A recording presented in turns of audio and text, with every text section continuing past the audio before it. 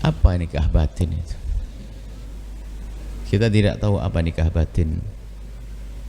Nikah batin ketemunya beneran itu kan nggak bener sampai hamil itu ya. Apa nikah batin? Mohon maaf, ini ada istilah-istilah baru begini. Nikah ada nikah sir, istilah nikah sirri itu adalah nikah yang tidak, atau bawah tangan nikah yang tidak dibawa ke mahkamah, itu nikah sirri. Kalau nikah batin kami belum tahu apa itu nikah batin.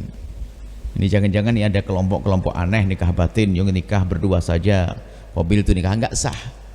Terserah namanya nikah batin kayak nikah apa saja, yang penting jika memenuhi syarat maka nikahnya adalah sah.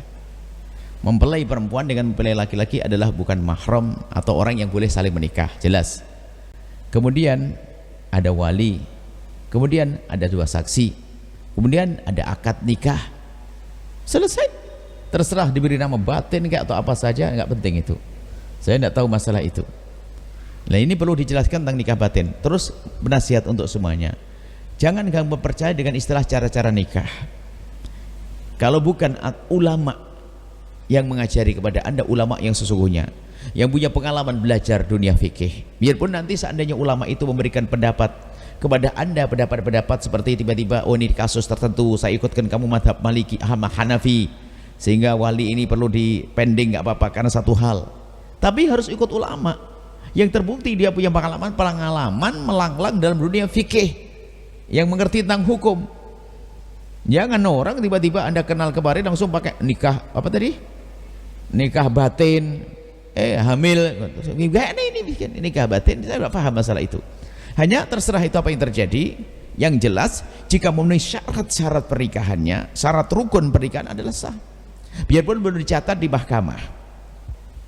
Hanya kami ingatkan pada semuanya, jangan gampang terpesona dengan omongan sebagian orang yang mengaku dirinya ustadz tapi tidak dengan fikih yang benar. Anda nikah batin, nikah ini dan sebagainya. Sangat sederhana kalau orang mau memahami dunia fikih, sangat sederhana nikah. Kalau ternyata saksi, kalau seandainya walinya misalnya, wali bisa saja dengan cara dibawa ke hakim, namanya wali hakim, atau nanti dengan cara tahkim, tapi harus ada dua saksi. Ada solusinya, tapi ulama mengatakan, tapi istilah nikah batin kami tidak mau, belum mengerti. Kalau memang memenuhi syaratnya sudah dianggap sah. Saya tidak tahu itu. Kalau tidak, ya tidak dianggap sah. Anaknya bukan anaknya. Kalau tidak sah, nggak pakai saksi, cuman berdua langsung, aku nikahkan diriku kepadamu bang, aku terima pernikahanmu ini nikah batin. Batin maksudnya cuman kita yang tahu. Ya zina itu enak aja, nikah batin nggak ada orang. Kalau itu maksudnya nggak dibenarkan. Dan ketahuilah, untuk mencari halal itu mudah, jangan melakukan yang haram.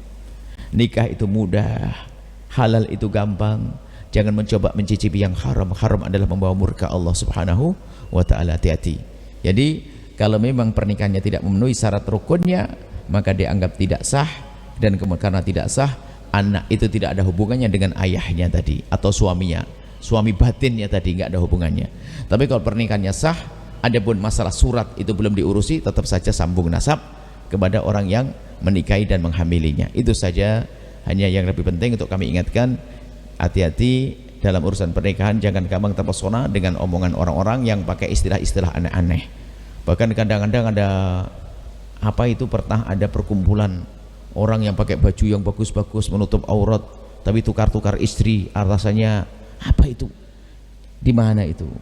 Saya dengar berita itu betul atau tidak? Ini kok gampang terpesona dengan model-model begitu ini? Haram, nggak boleh. Zina. Maka hati-hati.